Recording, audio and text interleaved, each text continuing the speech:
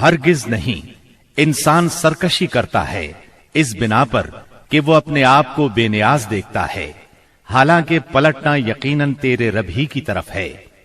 تم نے اس شخص کو دیکھا جو ایک بندے کو منع کرتا ہے جبکہ وہ نماز پڑھتا ہو، تمہارا کیا خیال ہے اگر وہ بندہ راہ راست پر ہو یا تقوی کی تلقین کرتا ہو؟ تمہارا کیا خیال ہے اگر یہ منع کرنے والا شخص حق کو جھٹلاتا اور منہ موڑتا ہو؟ کیا وہ نہیں جانتا کہ اللہ دیکھ رہا ہے؟ ہرگز نہیں، اگر وہ باز نہ آیا تو ہم اس کی پیشانی کے بال پکڑ کر کھینچیں گے، اس پیشانی کو جو جھوٹی اور خطا کار ہے۔ وہ بلا لے اپنے حامیوں کی ٹولی کو، ہم بھی عذاب کے فرشتوں کو بلا لیں گے۔ ہرگز نہیں، اس کی بات نہ مانو اور سجدہ کرو اور اپنے رب کا قرب حاصل کرو۔ آپ کے چچا ابو لہب کو آپ سے اس حد تک کدورت اور عداوت ہو گئی تھی کہ ہر جگہ آپ کے پیچھے پیچھے جاتا، اور جب بھی آپ کسی سے مخاطب ہوتے تو شور مچا دیتا، غلط ملت باتیں کر کے اس شخص کو بات سننے سے روک دیتا۔ دراصل نبی صلی اللہ علیہ وسلم کے بارے میں ابو لہب کا موقف شروع سے یہی تھا، جبکہ قریش نے اس وقت اس طرح کی بات سوچی بھی نہیں تھی۔ حج کے دنوں میں بھی ابو لہب نبی کریم صلی اللہ علیہ وسلم کو جھٹلانے کے لیے بازاروں اور اجتماعات میں آپ کے پیچھے لگا رہتا تھا۔ طارق بن عبداللہ محاربی کی روایت سے معلوم ہوتا ہے کہ یہ شخص صرف زبان سے جھٹلانے ہی پر اکتفا نہیں کرتا تھا بلکہ پتھر بھی مارتا تھا۔ ان پتھروں سے آپ کی ایڑیاں خون آلود ہو جاتی تھیں۔ بعثت سے پہلے ابو لہب نے اپنے دو بیٹوں عتبہ اور عتیبہ کی شادی رسول اللہ صلی اللہ علیہ وسلم کی دو صاحبزادیوں سیدہ رقیہ اور سیدہ ام کلثوم رضی اللہ عنہما سے کی تھی۔ جب آپ نے نبوت کا اعلان فرمایا، توحید کی تبلیغ کی، تو اس نے نہایت سخت رویہ اختیار کیا اور اپنے دونوں بیٹوں کو مجبور کیا کہ وہ آپ کی بیٹیوں کو طلاق دے دیں۔ چنانچہ ان دونوں نے طلاق دے دی۔ اسی طرح جب نبی صلی اللہ علیہ وسلم کے دوسرے صاحبزادے عبداللہ کا انتقال ہوا تو ابو لہب کو اس قدر خوشی ہوئی کہ وہ دوڑتا ہوا اپنے دوستوں کے پاس پہنچا اور انہیں یہ خبر سنائی کہ محمد معاذ اللہ ابتر یعنی نسل بریدہ ہو گئے ہیں۔ ابو لہب کی بیوی ام جمیل بھی رسول اللہ صلی اللہ علیہ وسلم کی دشمنی میں اس سے پیچھے نہیں تھی۔ اس کا نام اروا تھا جو حرب بن امیہ کی بیٹی اور ابو سفیان کی بہن تھی۔ یہ آپ کے راستے میں رات کے وقت کانٹے بچھا دیا کرتی تھی، بہت بد زبان تھی، فساد برپا کرنے والی تھی۔ قرآن میں اسے حمالۃ الحطب یعنی لکڑی ڈھونے والی کا لقب دیا گیا ہے۔ جب اسے معلوم ہوا کہ اس کی اور اس کے شوہر کی مذمت میں قرآن نازل ہوا ہے تو وہ رسول اللہ صلی اللہ علیہ وسلم کو تلاش کرتی ہوئی آئی۔ آپ خانہ کعبہ کے پاس مسجد حرام میں تشریف فرما تھے۔ سیدنا ابو بکر صدیق رضی اللہ عنہ بھی ساتھ تھے۔ اس کی مٹھی میں پتھر تھے۔ آپ کے سامنے آ کھڑی ہوئی تو اللہ تعالیٰ نے اس کی نگاہ پکڑ لی اور وہ رسول اللہ صلی اللہ علیہ وسلم کو نہ دیکھ سکی۔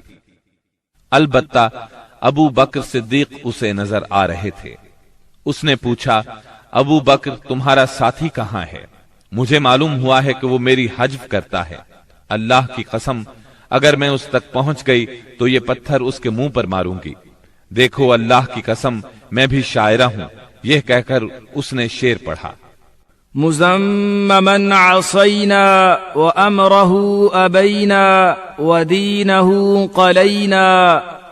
ہم نے مزمم کی نافرمانی کی، اس کے امر کو تسلیم نہ کیا اور اس کے دین کو نفرت اور حقارت سے چھوڑ دیا۔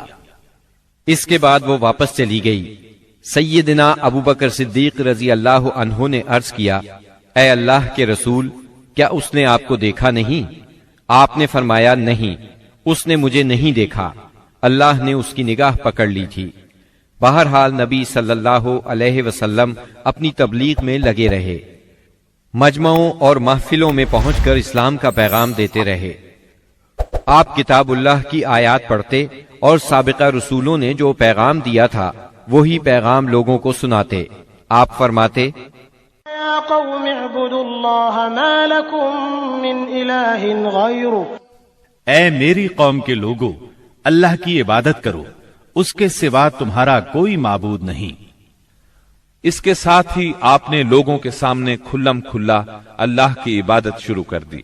चुनाचे आप दिन दिहाड़े सारे लोगों के सामने काबा के सहन में नमाज पढ़ते।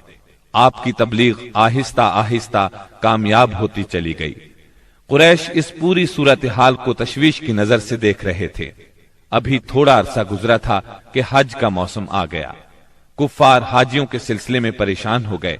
चुनाचे उनकी एक जमात वलीद बिन मुगीरा के पास आई। ये उनमें उम्र रसीदा और मर्तबे वाला आदमी था। उसने कहा, देखो हज का मौसम आ गया है, अब हर तरफ से लोग तुम्हारे पास आएंगे और वो इन साहिब का मामला सुन ही चुके हैं, लिहाजा कोई एक राय तय कर लो और मुख्तलिफ बातें न कहना, वरना एक दूसरे को झुटला बैठोगे। लोगों ने कहा, तब फिर आप ही बताएं हमें क्या करना चाहिए, क्या कहना चाहिए। उसने कहा, नहीं बल्कि तुम कहो मैं सुनूंगा। लोगों ने कहा, अच्छा तो हम उनसे कहेंगे ये काहिन है। ये सुनकर वलीद बिन मुगीरा ने जवाब दिया, वो काहिन नहीं है, हमने काहिनों को देखा है, इसमें न उन जैसी गुनगुनाहट है न तुकबंदी। तब उन लोगों ने कहा, हम कहेंगे वो पागल है। वलीद बिन मुगीरा ने जवाब दिया, वो पागल भी नहीं है, हम लोग पागलपन को भी पहचानते हैं, इसमें न पागलों किसी घुटन है, न उल्टी सीधी हरकतें, न बहकी बहकी बातें। लोगों ने कहा, तब फिर हम कहेंगे वो शायर है। वलीद बिन मुगीरा बोला, वो शायर भी नहीं है, हमें शेर व शायरी की तमाम किस्में मालूम है, वो शायर नहीं है। वो बोले, अच्छा तो हम कहेंगे वो जादूगर है।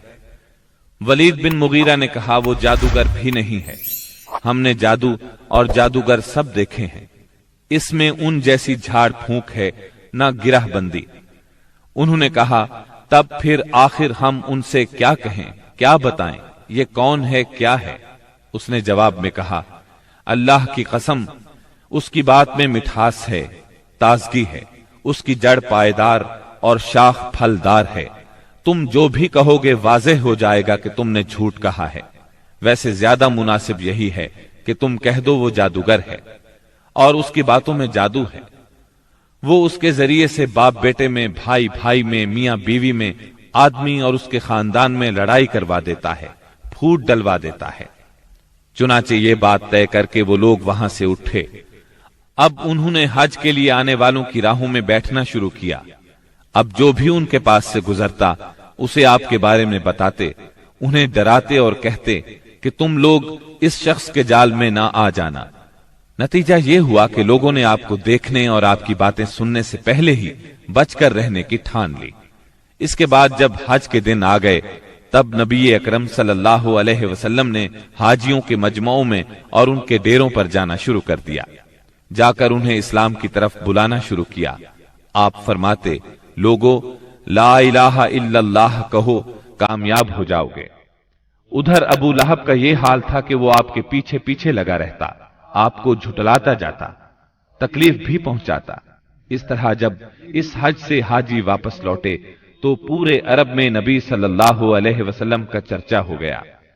कुरान मजीद की सूरा अल मुद्दस्सिर की आयात 11 से 26 में इस वाक़े की तरफ निशानदही की गई है।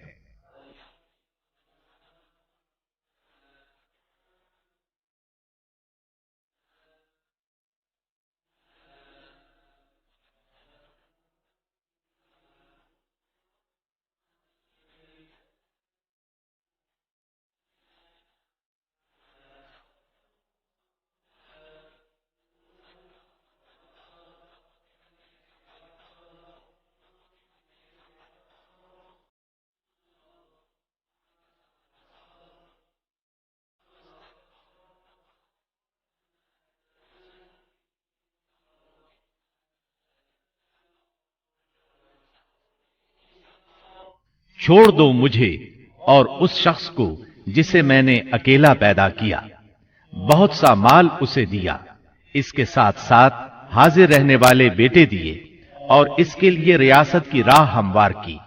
फिर वो तमा रखता है कि मैं उसे और ज्यादा दूंगा। हरगिज नहीं, वो हमारी आयात से इनाद रखता है।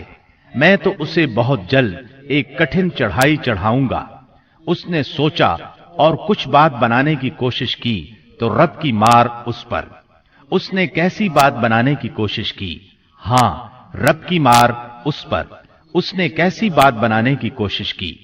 پھر لوگوں کی طرف دیکھا، پھر پیشانی سکیڑی اور منہ بنایا، پھر پلٹا اور تکبر میں پڑ گیا۔